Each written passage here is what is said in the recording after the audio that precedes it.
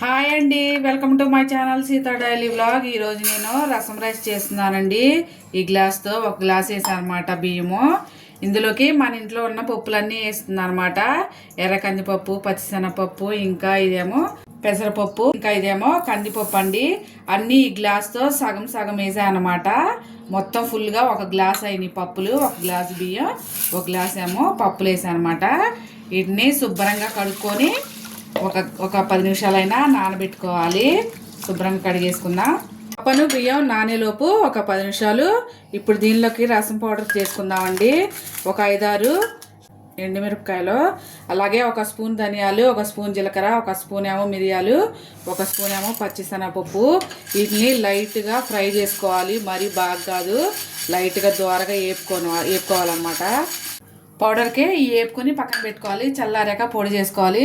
అలాగే కొంచెం చింతపండు నానేసానండి, చింతపండు వేయడానికి.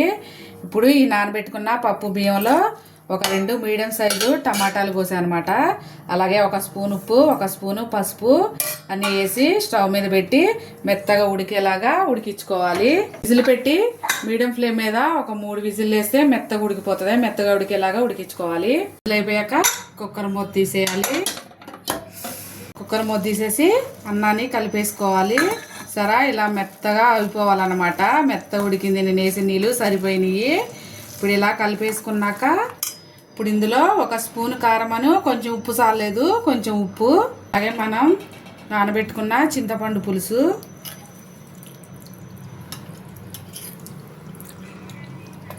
అలాగే కొంచెం అన్నం మునిగేదాకా ఒక గ్లాసు నీళ్ళు అంతా వేసి మంచిగా కలిపి తర్వాత మనం తయారు చేసి పెట్టుకున్న రసం పొడి వేసుకొని ఒక ఫుల్ స్పూన్ వేసానండి. అలాగే ఒక గ్లాసు నీళ్ళు అన్నం మునిగేదాకా వేసుకొని మంచిగా ఒక విజిల్ వేసుకోవాలి. స్టవ్ మీద పెట్టేసి ఇప్పుడు విజిల్ పెట్టి ఒక విజిల్ వేసుకొని దింపేసుకుంటే రసం రైస్ రెడీ. ఒక విజిల్ వేసుకుందాం. వెలిగించి ఒక గిన్నె పెట్టాను తిరగమాత వేయడానికి. ఇప్పుడు కుక్కర్ విజిల్ చేసి చూద్దామే. మంచిగా ఇదంతా దీనిలో కలిపేసుకోవాలి. రసం రైస్ రెడీ. అంతా కలిపేసుకున్నాక ఇప్పుడు దీనిలో ఒక 2 స్పూన్ల నెయ్యి వేసుకొని తిరగమాత వేసుకుంటే సూపర్ ఉంటుందండి. రసం రైస్ అదిరిపోతుంది అనమాట. ఈ వేడయ్యాక ఇందులో ఒక స్పూను ఆవాలు జీలకర్ర, అలాగే 2 ఎండుమిరపకాయలు, అలాగే జీడిపప్పులు 2 వేసానండి. ఉంటే వేసుకోండి, లేకపోతే లేదు. ఇవి కొంచెం వేగాక ఒక రెమ్మ కరివేపాకు తాలింపు వేసి తింటే చాలా బాగుంటుంది అనమాట. సూపర్ టేస్ట్ ఉంటుంది. తిరగమాత వేగిపోయాక ఒక గుప్పెడు కొత్తిమీర వేసుకున్నా. అంతే, తాలింపు రెడీ అయిపోయింది. స్టవ్ ఆపేసి ఈ తాలింపుని ఈ రైస్లో వేసుకున్నాం. రసం రైస్ రెడీ అండి. యమ్మీ యమ్మీ టేస్టీ రసం రైస్ రెడీ.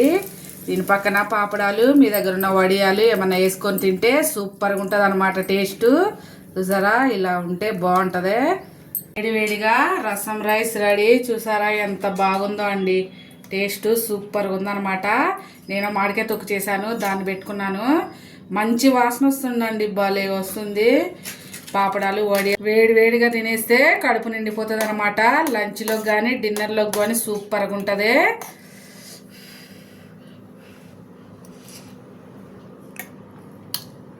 నెయ్యి ఫ్లేవర్తో అబ్బాయి ఎంత బాగుందో అండి, కమ్మగా ఉంది. మీరు కూడా ఒకసారి చేసుకోండి.